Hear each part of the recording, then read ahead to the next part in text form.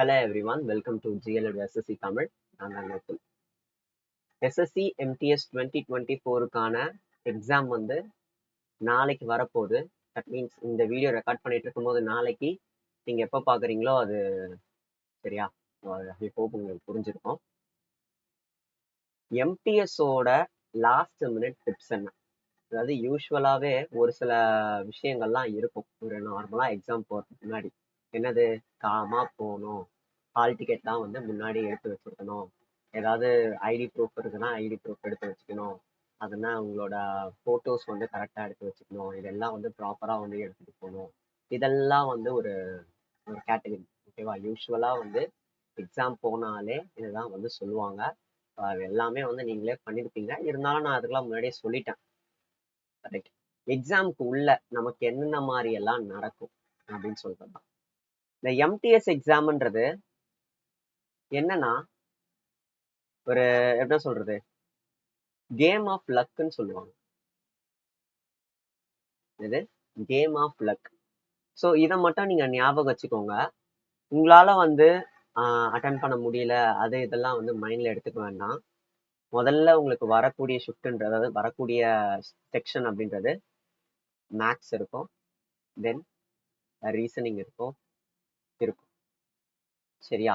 தெரியுதோ தெரியலையோ இருக்கக்கூடிய எல்லா கொஸ்டினும் போட்டுருங்க. Because no negative mark. ரைட்டா? நெகட்டிவ் மார்க்ன்றது கிடையவே கிடையாது. அதை நீங்க எல்லாமே போட்டுருவீங்க, ஒன்றும் பிரச்சனை இல்லை. ஒரு சம் வந்து தெரியல, ஒரு லாஜிக் வந்து தெரியல அப்படின்னா அப்போதைக்கு அந்த லாஜிக்கை வந்து ஸ்கிப் பண்ணிட்டு நெக்ஸ்ட் என்ன பண்ணுங்கன்னா, அதாவது ரொட்டீனா மேக்ஸ்ல ஆரம்பிப்பீங்க. மேக்ஸ்ல இருந்து உங்களுக்கு தெரியலன்னா அகைன் ரீசனிங், ரீசனிங் முடிச்ச உடனே மேக்ஸ், மேக்ஸ் முடிச்ச உடனே ரீசனிங். அந்த டைம்குள்ள நீங்க என்ன பண்ணணும், இந்த மாதிரி சுத்திக்கிட்டே இருக்கணும். போக போக என்னது கொஞ்சம் கொஞ்சமா வந்து எல்லா அட்டம்ப்டும் பண்ண ஆரம்பிச்சிருங்க. உங்களுக்கு டைம் இருக்கும், பட் உங்களுக்கு எந்த கேள்விக்கும் ஆன்சர் தெரியல அப்படின்னா எல்லா கொஸ்டினுமே போட்டு விட்டுருங்க, ஒன்றும் பிரச்சனை இல்லை. ஏன்னா நெகட்டிவ் மார்க்ன்றது இதுல கிடையவே கிடையாது. அடுத்து முக்கியமான விஷயம் எதுன்னு பார்த்தீங்கன்னா இங்கிலீஷ் அண்ட் ஜென்ரல் அவேர்னஸ். ஓகேவா? கிளியரா வச்சுக்கோங்க. 120க்கு மேலே எடுத்தாதான் நம்மளால பாஸ் பண்ண முடியும். ஓகேவா?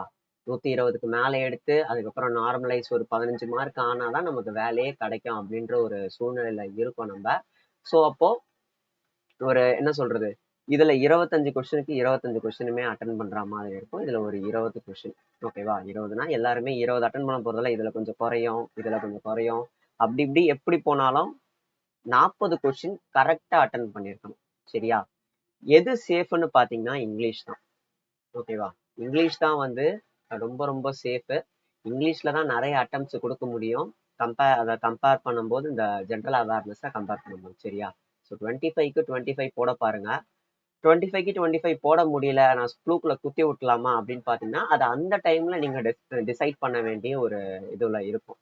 என்னன்னா 25 கொஸ்டின்ஸ், இதுல ஒரு 2 இடியம் கேட்பான். சரியா? 2 இடியம் கேட்பான், 5 கிளாஸ் டெஸ்ட் கேட்பான். இது ஆல்ரெடி தெரியும், இருந்தாலும் நான் சொல்றேன். 5 கிளாஸ் டெஸ்ட் கேட்பான். நமக்கு இடியம் பிரச்சனை இல்லை அப்படின்னா கிளாஸ் டெஸ்ட்ல பிரச்சனை ஆகும். கிளாஸ் டெஸ்ட்ல இல்லைன்னா இடியம்ல பிரச்சனை ஆகும். ஓகேவா? அதாவது இது ஒரு ஷிஃப்ட்டுக்கும் வந்து வேரி ஆகும் இந்த டிஃபிகல்ட்டி. அதாவது உங்களுக்கு தெரிஞ்சது அதுல தெரியாம இருக்கலாம், ஏன்னா அது ஈஸியா கேட்டிருக்கலாம், ஏன்னா உங்களுக்கு தெரியாம இருக்கலாம். இந்த மாதிரி நிறைய விஷயங்கள் இருக்கும் தெரியுமா? ஸோ அதனால என்ன பண்ணுங்கன்னா ஒன்றும் இல்லை, காமா அட்டன் பண்ணுங்க. அதனால ஒரு தடவை படிக்கும்போது வருதா இல்லையான்னு பாருங்க. இங்கிலீஷ் மட்டும் என்ன பண்ணுங்கன்னா again again again again again again என்ன பண்ணா அப்படியே இது பண்ணிக்கிட்டே இருக்கும். பிகாஸ் உங்களுக்கு எரர் ஸ்பாட்டிங் தெரியல அப்படின்றப்போ ஒரு ரீடிங்ல படிக்கும்போது எரர் இல்லாத மாதிரி இருக்கும். நீங்க அதுக்கப்புறம் திரும்பி ஃபுல்லாத்தையும் முடிச்சுட்டு திரும்பி ஒரு தடவை ரீட் பண்ணும்போது உங்களுக்கு ஒரு எரர் வந்து தெரியும். ஆர் ஃபர்ஸ்ட் தடவை ரீட் பண்ணும்போது உங்களுக்கு ஒரு எரர் வந்து உங்களுக்கு தெரியும். அந்த எரர் நீங்க ஷோரா இருக்க மாட்டீங்க. நீங்க நெக்ஸ்ட் தடவை அதை அகைன் ரீட் பண்ணும்போது, நெக்ஸ்ட் தடவைனா என்னன்னா ஒரு ரவுண்டு ஃபுல்லா முடிச்சுட்டு சொல்றேன், அப்பயே ரீட் பண்ணீங்கன்னா என்ன ஆகும்னா அந்த எரர் வந்து உங்களுக்கு இல்லாத மாதிரி உங்க பிரைன் என்ன பண்ணிடும்னா ஓகே இது கரெக்டா தான் இருக்கு, கரெக்டா தான் இருக்கு, கரெக்டா இருக்கு அப்படின்ற மாதிரி உங்களுக்கு தோண வச்சிரும். ஸோ அதனால என்ன பண்ணுங்கன்னா அப்படியே ரொட்டேட் பண்ணிக்கிட்டே இருங்க. மொத்தமா ஒரு ரவுண்டு முடிச்சுட்டு வாங்க, ஜென்ரல் அவேர்னஸை முடிச்சுட்டு வாங்க. இந்த மாதிரி முடிச்சுட்டு வந்து எப்படியாவது 25க்கு 25 போட பாருங்க. ஓகேவா? ஸோ அப்பதான் நம்மளால என்ன பண்ண முடியும்னா இது பண்ண முடியும். செகண்ட் கேஸ் ஒன்று சொல்லணும்னு நினைச்சிருந்தேன். ஃபர்ஸ்ட் தடவை எரர் ஸ்பாட்டிங்ல போடும்போது ஒன்னு கரெக்டா தெரிஞ்சிருக்கும், ஆனா அது ஷோரா இருந்திருக்க மாட்டீங்க. செகண்ட் டைம் நீங்க படிக்கும்போது உங்களுக்கு எப்படி இருக்கும்னா அந்த எரரை விட ப்ராமினெண்டா வேற ஒரு எரர் வந்து உங்க கண்ணுக்கு தெரியும். சரியா? இதை நான் வந்து பர்சனலா எம்டிஎஸ் எக்ஸாம்லயே நான் அட்ரஸ் பண்ணியிருக்கேன். அதனாலதான் நான் அகைன் வந்து நான் உங்ககிட்ட சொல்லிட்டு இருக்கேன். சரியா? ஸோ அதனால வந்து 2 தடவை 3 தடவை படிங்க. எப்படியும் வந்து இங்கிலீஷ்க்கு ஒரு 5 நிமிஷம், ஜென்ரல் அவேர்னஸ்க்கு ஒரு 5 நிமிஷம்னா கூட எப்படியும் 10-15 நிமிஷத்துல முடிச்சிடுங்க. ரிமைனிங் இருக்கக்கூடிய டைம்லாம் வந்து நிறைய இருக்கும். ஸோ வந்து இங்கிலீஷை திருப்பி திருப்பி திருப்பி திருப்பி பாருங்க. 25 கொஸ்டின்ஸ்க்கு எவ்வளவு முடியுமோ அவ்வளோ அட்டன் பண்ணுங்க. தெரியாத கொஸ்டினா அட்டன் பண்ணலாமான்னா என்னை கேட்டால் அது அட்வைசபிள் இல்லை. ஆனா அது உங்களோட எக்ஸாமை பொறுத்து, நீங்க உங்களோட கண்டிஷனை பொறுத்து அதை நீங்களே வந்து டிசைட் பண்ணிப்பீங்க. அது உங்களோட டெசிஷன். அது நீங்க கரெக்டா எடுப்பீங்கன்னு நம்புறேன். ஓகேவா? அடுத்து இந்த 20 கொஸ்டின்ஸ் ஜென்ரல் அவேர்னஸ். இந்த 20 கொஸ்டின்ஸ் ஜென்ரல் அவேர்னஸ்ன்றது எப்படி இருக்க போகுது அப்படின்னா, உங்களுக்கு படிச்சதே தான் வரப்போகுது. சரியா? படிச்சதே தான் வரப்போகுது. நீங்க படிக்கணும்னு நினைச்ச ஒரு சில டாபிக்ல இருந்து மேபி கேள்வி வரலாம். இல்ல அப்படின்னா நீங்க இத்தனை நாள் படிச்சீங்க தெரியுமா, அதுல இருந்து எதுவுமே வராம போகலாம். ஓகேவா? அந்த மைண்ட்ல வந்து இருந்துக்கோங்க. ஸோ இந்த கொஸ்டினுக்காக நான் படிக்கிறேன் அப்படின்ற மைண்ட் இல்லாம உங்ககிட்ட இருக்கக்கூடிய விஷயங்களை வந்து ஒழுங்கா ரிவிஷன் பண்ணிக்கோங்க.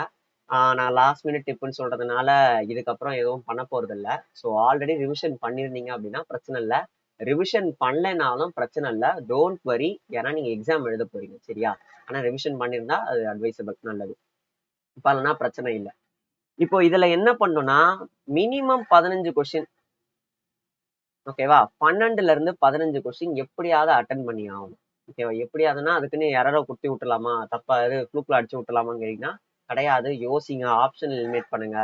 4 ஆப்ஷன் இருக்கும், 2 ஆப்ஷன் எலிமினேட் பண்ணுங்க, 3வது ஆப்ஷன் எப்படியாவது ஒண்ணு எலிமினேட் பண்ணுங்க. இந்த மாதிரி ஆப்ஷன் எலிமினேட் பண்ணுங்க.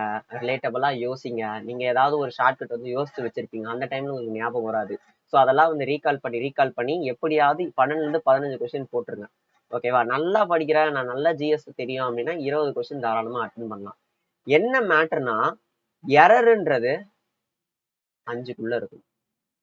எரர்ன்றது 5க்குள்ள இருக்கணும். பிகாஸ் நீங்க பண்ணக்கூடிய தப்பு என்னைக்கு எப்போ 5க்கு மேல போதோ அப்போ உங்களோட அந்த அது பேர் என்ன, சான்சஸ் ஆஃப் கெட்டிங் ஜாபை வந்து விட்டுருவீங்க. ஓகேவா? ஸோ எரரும் 5 கீழே இருக்கணும். அதிகமான அட்டம்ப்டும் பண்ணணும். அதுதான் மைண்ட்ல வந்து வச்சுக்கணும். சரியா? அதுதான் வந்து இதனால கேம் ஆஃப் லக்குன்னு சொல்லியிருந்தேன். உங்களோட பேப்பரை பொறுத்து, அந்த மைண்ட் செட்டை பொறுத்து உங்களுக்கு மாறும். ஏன் மைண்ட் செட்டு அப்படி இப்படின்னு சொல்றேன் அப்படின்னா, நமக்கு தெரிஞ்ச கேள்வி நம்ம படிச்ச ஜென்ரல் அவேர்னஸ் கேள்வி, நமக்கு தெரிஞ்ச என்ன சொல்றது, இங்கிலீஷ்ல கிராமர் ரூலு, நமக்கு தெரிஞ்ச சினானியமா இருக்கட்டும், எல்லாமே நமக்கு தெரிஞ்சிருக்கும். பதட்டப்படுறதுனால மட்டுமே என்ன ஆகும்னா நமக்கு வந்து அது அகைன் ரிகேட் ஆகாது. ஓகேவா? ரீகால் ஆகாது. ஸோ காமா போய் எழுதுங்க. ஒன்றும் பிரச்சனை இல்லை. நான் எழுதி வச்சுட்டு படிக்கலப்பா, இது என் டிஸ்பிளே. சரியா? நானே நோட்டீஸ் பண்ணியிருக்கேன், நான் இங்கே ஏதோ எழுதி வச்சுட்டு படிக்கிற மாதிரி இருக்கும் அப்படின்ட்டு. இது என்னோட டிஸ்பிளே, அதை பார்த்துட்டு இருக்கேன். சரியா? ஸோ அதனால வந்து என்ன பண்ணுங்கன்னா காமா போய் எழுதுங்க. ஒன்றும் இல்லை. உங்களுக்கு வந்து ரஃப் ஷீட்ன்றது 5 நிமிஷத்துக்கு முன்னாடியே கொடுத்துருவாங்க. சப்போஸ் கொடுக்கலன்னா கூட பிரச்சனை இல்லை, பொறுமையா வாங்குங்க. சரியா? யாருமே வந்து உங்களுக்கு எதுவுமே கொடுக்காம போயிட மாட்டாங்க. தென் பேனா. என்னது? பேனா. பேனா வந்து உங்களுக்கு ரஃப் ஷீட் கொடுத்த உடனே என்ன பண்ணுங்க, கிறுக்கி பாருங்க, எழுதி பாருங்க. ஓகேவா? கொஞ்சம் உங்களுக்கு சாட்டிஸ்ஃபைடா இல்ல, குறை குறை குறைன்னு எழுதுது அப்படின்னா தயவு செஞ்சு அப்பவே வந்து வேற பேனா மாத்தி. இந்த பேனா, மவுஸ் பிரச்சனை இது எல்லாமே எல்லாருக்குமே வர்றதுதான். எல்லாருக்கும் வரலைன்னா கூட ஒரு சில தேர்ந்தெடுக்கப்பட்ட ஆளுங்களுக்குலாம் வரும். எனக்கெல்லாம் நிறைய வந்திருக்கு. ஸோ அதனால வந்து மவுஸ் சரியில்லைனாலும், சிஸ்டம் சரியில்லைனாலும், பேனா ஒழுங்கா இல்லைனாலும், எதா இருந்தாலும் முன்னாடியே வந்து இன்ஃபார்ம் பண்ணிடுங்க. நீங்க எவ்வளோக்கு எவ்வளோ முன்னாடியே இன்ஃபார்ம் பண்றீங்களோ அவ்வளோக்கு எவ்வளோ வந்து உங்களுக்கு சாதகமா வந்து எல்லாமே வந்து நடக்கும். சரியா? ஸோ அதுக்கப்புறம் வந்து நெக்ஸ்ட் வேற என்ன சொல்லணும்னு நினைச்சேன். ஓகே, இதுதான் வந்து நான் நெக்ஸ்ட் நினைக்கிறேன்.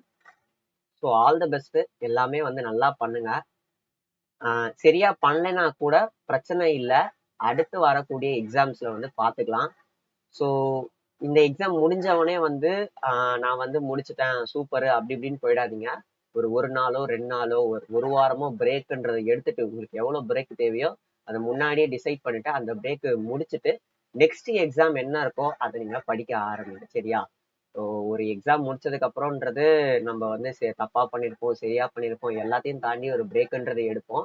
ஒருத்தருக்கு ஒரு பிரேக் இருக்கும். ஒரு சில பேர்லாம் வந்து அடுத்த நாளே உட்காந்துருவாங்க. சரியா? அதனால வந்து அதை கொஞ்சம் பார்த்து என்ன ஏதுன்றதை பார்த்து எடுத்துக்கோங்க. ஓகே, இவ்வளவுதான் சொல்லணும்னு நினைச்சேன். All the best. எல்லாருமே வந்து நல்லா பண்ணுங்க. ஒன்றும் இல்லை, நமக்கு தெரிஞ்சதுதான் வரப்போகுது. காமா போய் எழுதுங்க. வரலைனாலும் பிரச்சனை இல்லை, நம்ம நெக்ஸ்ட் அட்டம்ப்ட்ல பார்த்துக்கலாம். ரைட்டா? ஸோ ரொம்ப வந்து அநியாயத்துக்கு ஓவர் கான்ஃபிடென்ஸாகவும் இருக்க வேணாம். அதே நேரத்துல ரொம்ப பயந்துகிட்டும் இருக்க வேண்டாம். உங்களுக்கு வந்து எப்படி சொல்றது, ஒரு சில பேர்லாம் ஆர்ட் அண்ட் கல்ச்சர் வந்து லாஸ்ட் மினிட்ல படிப்பாங்க, ஒரு சில பேர் படிக்க மாட்டாங்க.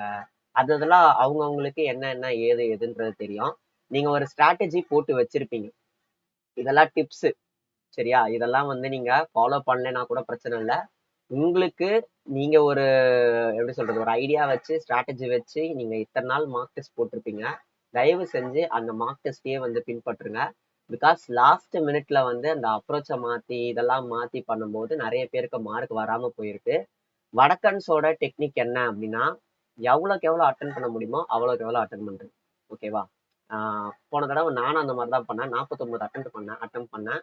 41 கரெக்ட் ஆச்சு, 8 தப்பாச்சு. அதான் செலெக்ஷன் இதுவாச்சு. செலக்ட் ஆகி பிசிக்கல் போயிட்டு திருப்பி வந்து டிவியில லிஸ்ட்ல பேர் வரல அப்படின்னு சொல்லல. எனக்கு வந்து ரொம்ப பர்சனலா வந்து எம்பிஎஸ்ன்றது முதல்ல கிடைச்ச, அதாவது பேர் வந்த ஒரு ஒர்க்கா வந்து இருந்தது. நானும் அதை ரொம்ப மதிக்கிறேன்.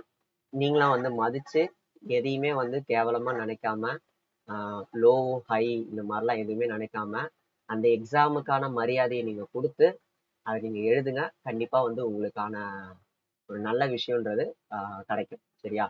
கிடைக்கும்ன்றது என்னன்னா, நீங்க ஒரு அது இன்னைக்கு கிடைக்குமா நாளைக்கு கிடைக்குமா அப்படின்றதுதான் டவுட்டு.